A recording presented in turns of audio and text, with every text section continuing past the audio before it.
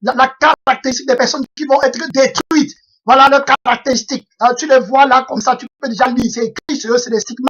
Tu peux bien voir que voilà vraiment, il n'y a rien à faire. Leur cœur, c'est le monde, leur royaume de cieux qu'ils croient. C'est dans ce monde-ci.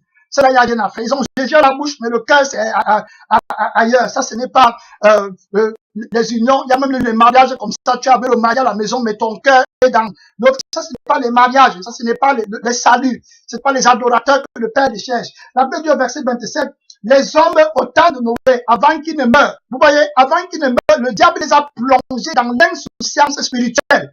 Donc, la Bible dit que Jésus a dit que c'est quand les gens vont dire paix et sécurité que la ruine va venir soudainement sur eux. Quand ils vont dire que non, mais non, on est en paix, oh, il y a l'argent, il y a tout, voilà, je ne vais plus. C'est à ce moment-là que la ruine va venir. Jésus a enseigné sur la parabole d'un homme qui avait fait de bonnes récoltes.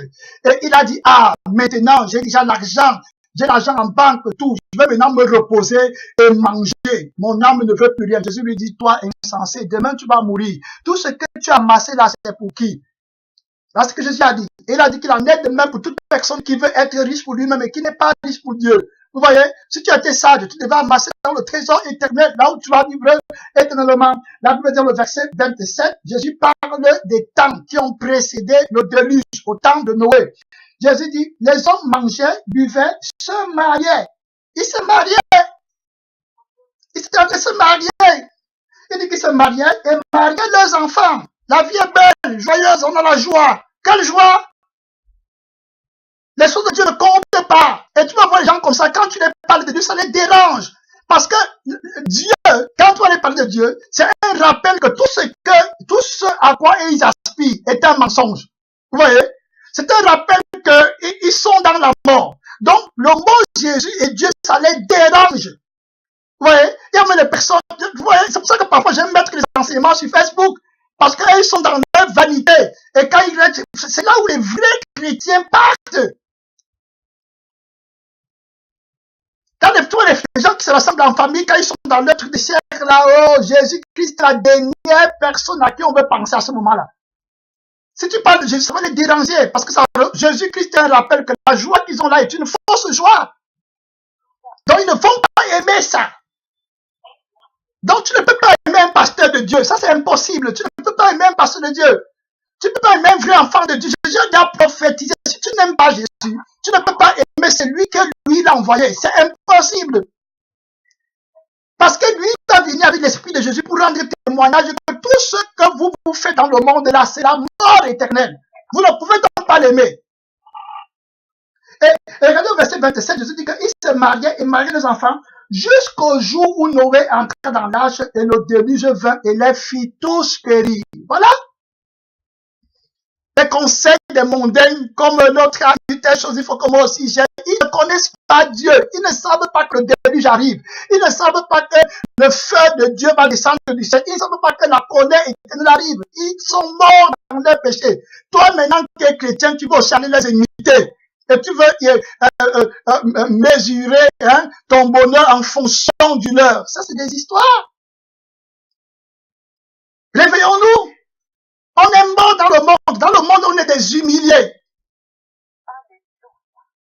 Voilà ce que j'ai toujours prêché.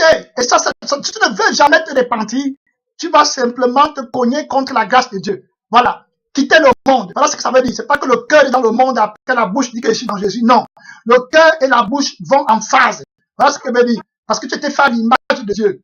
Et quand Dieu parle de sa pensée, son cœur, tout est en phase. C'est pas que Dieu te parle un mot et puis son cœur est de l'autre côté. La Bible dit au verset 28, ce qui arriva, voilà, le Seigneur Jésus qui parle. Il nous avise à nous qui sommes parvenus à la fin des siècles. Il dit, ce qui arriva du temps de Lot arrivera pareillement. Vous voyez, il s'inspire de l'enseignement de Lot. Jésus s'est inspiré. Il dit que ce qui arriva au temps de Lot va arriver pareillement. Vous voyez, Jésus a prêché comme on est en train de prêcher ici. Et il dit, les hommes mangeaient. Comme toi maintenant, la nourriture compte plus que Dieu. Quand tu manges, tu es content, tu commences à chanter la louange. Quand tu n'as pas mangé, il n'y a pas de louange. Les louanges qui viennent de la chair, Jésus ne coûte pas. Il dit que ce qui arriva du temps de l'autre arrivera, les hommes mangeaient, buvaient, achetaient. Ils ont acheté les choses. Quand tu vas voir, là, je vois, c'est quand ils ont acheté les choses. Ils achetaient, j'ai acheté une voiture, tu vas voir la vanité, le démon de vanité qui les agite, immédiatement là. Le démon de vanité, ils ont appris. Quelle joie. Comment tu vas, quelle vie chrétienne? Repentons-nous, hein. Repentons-nous. Le diable ne rit pas, hein. On ne se moque pas de Dieu.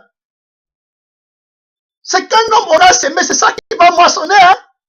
Je l'ai dit la fois dernière à la prière que quand tu meurs, moi-même qui vous parle, le jour de ma mort, tu dis que est-ce que j'ai vraiment servi Dieu comme je devais le servir? Me voici maintenant à la fin de ma respiration. Je m'en vais rencontrer l'Éternel, mon Dieu. Tu vas regarder toute ta vie, les décisions, les possibilités que tu avais pour servir Dieu. Ça va te revenir. Mais ça sera trop tard. Tu ne pourras plus avoir une minute, c'est ta dernière. Ton temps est fini. Que Dieu t'a donné. Maintenant, c'est le temps des autres. Maintenant, voilà ton temps. Regarde comment tu gères ton temps. Regarde comment tu caches ton cœur à Dieu. Regarde comment c'est Satan que tu adores, que tu aimes plus. Maintenant, quand tu vas mourir là-bas, tu vas dire que Seigneur, tu as fait quoi de ton cœur? Ils achetaient les choses. Quand tu achètes, ils veulent acheter. La maladie d'acheter les choses.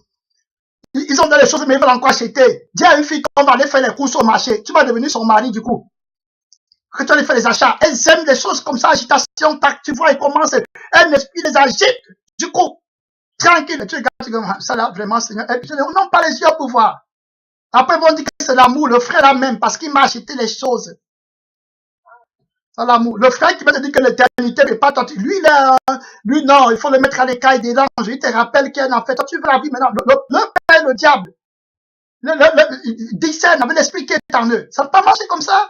Vous avez l'histoire d'un frère qu'on appelait Michael Sambo, qui était parti voir une sœur. Il prêchait à la sœur ne voulait pas. Elle avait les maquillages et les pantalons. Quand le frère lui dit que les pantalons, non, tu me déranges, ne viens même plus chez nous. Ne viens même plus chez nous. Ce qu'il ne connaissait pas, c'est que la sœur avait les maquillages et les pantalons. Elle couchait avec les hommes à gauche, à droite, en cachette. Je vous ai dit. Et puis, en cachette, avec les trucs là. Et maintenant, elle a conçu. Et maintenant, comme le diable lui planifie, elle a conçu. Maintenant, la honte. On va dire la sœur est enceinte. Ouais, comment on va faire? Obligé d'aller maintenant tuer l'enfant. Maintenant, pour aller faire l'avortement, elle part à l'hôpital pour faire l'avortement. Là-bas, l'avortement échoue. Elle commence à maigrir, elle saigne. On ne peut pas arrêter le sang. Elle saigne. La mort commence à venir. Maintenant, elle commence à pleurer. Elle dit, elle a appelé Michael, elle a appelé Michael Sambo, elle a appelé Michael Sambo. Maintenant, tu connais que c'était le seul vrai homme de Dieu. Voilà. C'était la fin. Elle a appelé Michael Sambo. Rien, il n'était pas là. C'était terminé. Le frère, c'est qu'on appelle Michael Sambo, dit que quand il a vu la sœur si en enfer, il a dit, Jésus, aie pitié. Elle était brûlée comme le charbon. Le feu l'a travaillée comme le charbon et la brûle continuellement.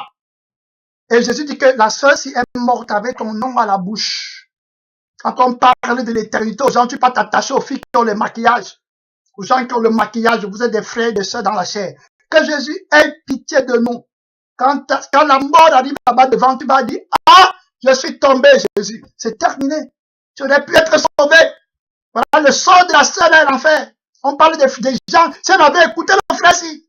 Et il y a un truc qui m'a frappé. C'est que je vais dire cela. C'est que le frère lui avait dit, quand le frère l'a rencontré, le frère l'a cherché même.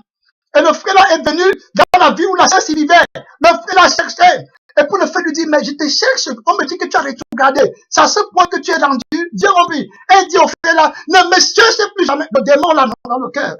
Et il veut pas que la grâce de Dieu parce qu'il déteste Michael Sambo. Parce que si Michael Sambo s'approche beaucoup, tu vas être sauvé. Donc, il va t'élever contre Michael Sambo. Et dit à Michael Sambo, ne me cherche plus. Ne mets plus les pieds jamais chez nous. Michael Sambo a dit, bon, d'accord, il n'y a pas de problème. Prions. Michael Sambo dit, elle n'aime prier. Comment prier encore? La vanité dans le cœur va encore prier. Maintenant, Michael Sambo dit, prions. Michael Sambo dit qu'il a fermé les yeux comme ça pour prier. Et il priait, lui, là, il croyait qu'il y avait quelqu'un. Pareil comme ici. J'ai pris là, j'ai pris seul. Comme ici, là.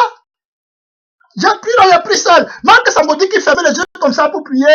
Et quand il dit Amen, il dit qu'il dit Amen, il croyait que la sœur est là. Il ouvre ses yeux. La sœur avait déjà traversé le carrefour depuis. Elle est partie. L'attitude. Les démons d'attitude agitent et veulent montrer qu'elles sont eux. Le Seigneur te regarde, il te donne le temps. La sœur est en enfer. Où est encore l'attitude maintenant? Où est l'attitude? Où est le gars qui couche avec elle en douceur? hein, et qui montrait que j'aime le maquillage, ne viens plus chez nous, j'aime le monde. Où sont les pasteurs qui la mentaient? Elle est en train de brûler en enfer jusqu'à maintenant, elle va encore brûler.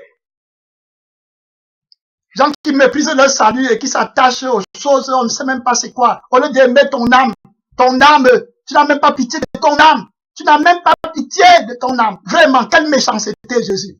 Ouais, tu détestes ton âme que Dieu t'a donnée. Voilà en enfer. Tu vends ton âme à Satan pour les petits bonbons. Ton âme, vraiment, Seigneur Jésus, ça c'est être méchant. Hein. Vraiment être méchant. Ton âme. Et ici, on m'a dit rapidement pour prier, la Bible 2, verset 28, ce qui arrivera au temps de Lot, arriva par les membres, les hommes mangeaient, buvaient, achetaient, vendaient, plantaient. Vous voyez, il dit bien plantaient. Donc je connaissais que les gens de nous vont vouloir planter, bâtir. Il dit même bâtissez les maisons. Voilà où la cœur était. Au lieu de bâtir au ciel, non!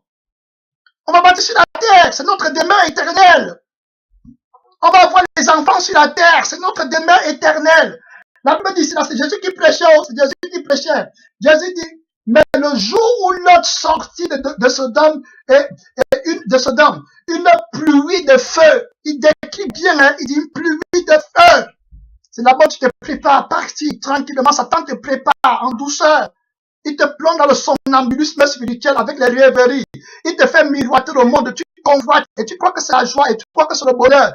Tu es conduit comme il a conduit les autres, des milliards de personnes en enfer. Il te conduit, il te miroite. Tu as vu le monde, oh regarde telle chose, tu es dans les rêveries avec les mondains. Tu viens, tu dis à Jésus, mon Père, je t'aime, oh, Seigneur, aie pitié, tu rentres, tu comprends le monde. Jésus t'attend, le diable te conduit ton cœur et il est assis dedans. Après là-bas, tu vas dire qu'est-ce que tu vas dire? Tu vas pleurer, qu'elle pleure. Il faut écouter comment le frère décrit comment la fureur des flammes de feu consume les gens là-bas. Tu es en train de perdre le temps. Jésus a la grâce de te révéler ce qui est devant, au lieu de te repentir. Jésus est le Dieu qui avise de ce qui va venir, par sa grâce. Regardez qu'il a avisé les gens ainsi que ce qui va se passer sera comme au temps de Sodome et de Gomorrhe. Il a avisé même à part les témoignages palpables que voilà ce qui est devant. Il a avisé par ses enseignements de l'enfer. Que voilà ce qui est arrivé à l'homme riche qui menait une vie joyeuse et brillante jusqu'à là. Les chrétiens et les chrétiennes aussi, leur cœur c'est dans le monde. C'est dans le monde. Peu importe les avertissements que tu vas donner, rien à faire. Il faut que maman nous tienne, il faut qu'on obtienne le monde, la gloire, l'orgueil de la vie. Les tiens ne peuvent pas être repentis. La Bible de verset 30, il en sera de même le jour du Fils de l'homme, ou le jour où le Fils de l'homme paraîtra en ce jour-là. Écoutez bien ce que Jésus dit encore. Il appelle toujours à la grande consécration, à l'attachement. C'est pour ça qu'ici, là, je ne veux pas qu'on soit distrait. Je ne veux pas connaître les gens dans la chair, les plaisanteries, les trucs. Ce n'est pas Jésus qui est la joie et qui est la raison de votre union. Vous voyez, tu es avec une soeur, tu es avec un frère. Ce n'est pas Jésus, là. Il faut savoir que ce n'est pas vrai. Il faut quitter, il faut couper les relations comme ça. Amen. Tu es avec une soeur, là, tu remarques que ce n'est pas Jésus qui est le noyau de votre conversation, de votre union, hein, ça se construit sur le côté. Faut couper. C'est simplement une annonce que tu vois comme ça, la tête du serpent va bientôt, le diable va bientôt jaillir quelque part. Hein. La Bible dit, en ce jour-là, Jésus dit bien, c'est Jésus qui dit, en ce jour-là, que celui qui sera sur le toit et qui aura ses effets dans la maison ne descende pas pour les prendre. Amen. La femme de l'autre avait regardé derrière parce qu'elle voulait prendre, elle voulait encore penser, elle voulait voir.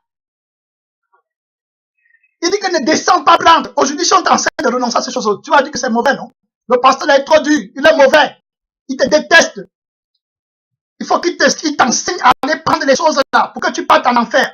C'est à ce moment-là qu'il t'aime.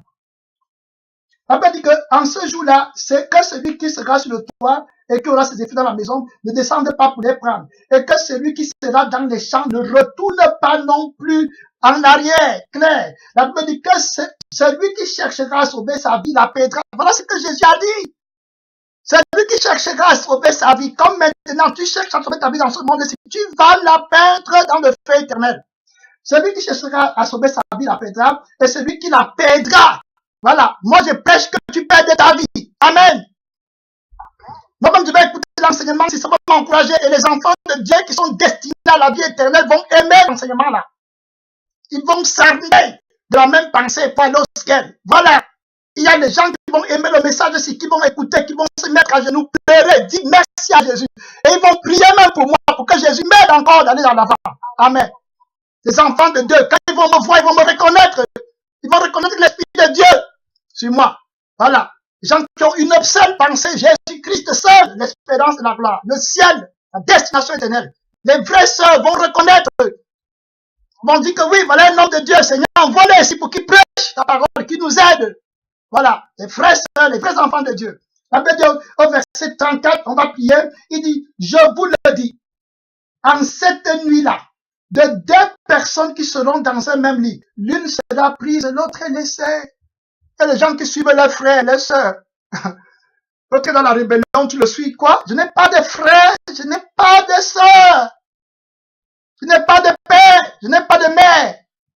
Je m'en vais à Canaan. Si tu es ma soeur, tu mets le maquillage, je ne suis pas avec toi. Si tu es mon frère, tu mets le maquillage, je ne suis pas avec toi. Tu es mon frère, tu aimes le monde plus que Jésus, tu prends les boîtes de nuit, je ne suis pas avec toi. Je suis seul, je m'en vais à Canaan. Tu es ma femme, tu ne me suis pas, je m'en vais à Canaan. Tout est dans la Bible. Deux personnes, une sera prise, l'autre laissée. Qui va rester? Moi, je ne vais pas rester. Je vais au ciel. Deux personnes seront dans, je te dis que dans un lit. Vous êtes dans un lit en train de dormir. Jésus a tout enseigné dans la parole de Dieu. Il savait. Deux personnes vont marcher ensemble, l'autre a un cœur dans le monde, l'autre a son cœur à Christ. Ils sont ensemble, ils croient qu'ils sont dans la chair. Quand l'heure arrive, Jésus dit que l'autre je connais, toi je ne te connais pas. Quelle déception. Quelle déception éternelle. Que dans les frontières éternelles, tu crois qu'on va aussi t'envoyer les anges pour te prendre. Ce sont les démons qui sortent de l'enfer avec le feu sur eux pour t'amener. Quelle déception, quelle douleur, quel malheur, quelle malédiction. Que Jésus m'en garde. Je prie pour ma famille, je prie pour les personnes que je connais, que personne ne traverse de l'autre côté là-bas. Mais ça ne veut pas dire que c'est comme parce que l'autre a prié, Abraham a prié, mais sa femme a regardé derrière. Jésus ne force personne. Quand on prie pour toi, il vient frapper à la porte. Ouvre ton cœur. Je vais lire le verset 35. La Bible dit, de deux femmes qui mourront ensemble. L'une sera prise et l'autre laissée. De deux femmes qui seront à l'église. Une sera prise et l'autre laissée. De deux pasteurs qui seront en train de prêcher. L'autre sera prise, l'autre laissée. C'est prophétisé. Jésus dit au verset 36. De deux hommes qui seront dans un champ. L'un sera pris et l'autre laissé. Ma soeur, qui va rester derrière? C'est toi? L'autre là, c'est toi? Moi, je ne m'aimerais pas rester derrière. Que Jésus m'aide. On va prier. La prière est terminée. Père Tout-Puissant, tu nous as parlé. Mystère de Dieu. Seigneur, de deux personnes. L'une sera prise, l'autre laissée. Mon Père Tout-Puissant, de deux pasteurs, de deux prophètes, mon Père Tout-Puissant, l'autre sera pris, l'autre laissé. L'un sera pris, l'autre laissé. Seigneur Tout-Puissant, tu as déjà prophétisé qu'au dernier jour, beaucoup vont te dire que nous avons fait telle chose, nous étions à l'église, nous avons fait les dons aux pauvres. Tu vas dire, je ne vous ai jamais connu, vous qui me louez avec vos bouches, mais vos cœurs sont éloignés de moi. Seigneur Tout-Puissant, tu en appelles à une grande consécration. Jésus, tu dis qu'on ne doit pas regarder derrière. Voilà le message de l'Esprit de Dieu. Mon Père, de quitter Sodome et Gomorrhe complètement, de quitter Babylone. Mon Père Tout-Puissant, de quitter, Seigneur, le monde pour entrer dans l'arche de Noé. Seigneur Tout-Puissant, tu appelles à une évasion immédiate. Père éternel, que tes enfants s'évadent complètement de la vie mondaine qui a quitté plusieurs. Seigneur Tout-Puissant, tu appelles, tu dis que celui qui a oublié quelque chose à la maison et qui est sur le toit, qui ne descende même pas rechercher ce qu'il a oublié. Père Tout-Puissant, c'est la consécration vivante. Mon Père, que tu as enseigné, Jésus, de ne pas regarder derrière, de couper couper la main qui est pour nous une occasion de chute, d'arracher l'œil, Père éternel, qui est pour nous une occasion de chute. Père top puissant, nous nous remettons à toi en ce moment, Père, pour combattre. Jésus, nous t'en supplions de combattre tout esprit qui vole la soif des choses de Dieu, qui vole la soif de l'éternel, l'amour de Dieu, Seigneur, le brisement, mon Père, tout esprit qui vient substituer, Seigneur Jésus-Christ, ce que tu nous as donné. Mon Père puissant, nous prions que tu les dénonces. Seigneur, notre force et notre joie viennent de Dieu. Nous ne voulons pas les fausses joies du monde. Nous ne voulons pas les fausses distractions du monde là. Père éternel, les bonbons, les chocolats qui vont nous distraire. Mon Père, de la portée éternelle, Jésus-Christ, la responsabilité de nos âmes. Notre Père, nous prions que tu sois le seul élevé dans nos vies, Seigneur. Le matin, à midi, le soir. Que la soif qu'on a pour toi ne faille point. Seigneur, que la gloire, que la grâce, que l'adoration, oh Jésus, à toi appartient la grâce éternelle. Tu es venu nous rencontrer avec beaucoup de grâce, avec beaucoup de miséricorde, beaucoup de compassion, beaucoup de gentillesse. Tu nous attends, Seigneur, à répondre à ton invitation d'amour. Jésus, que la gloire, que la gloire, que l'adoration ne soit donnée qu'à toi seul, toi qui es assis sur le trône du Père pour des siècles et des siècles, au nom tout puissant de notre Seigneur Jésus-Christ. Amen.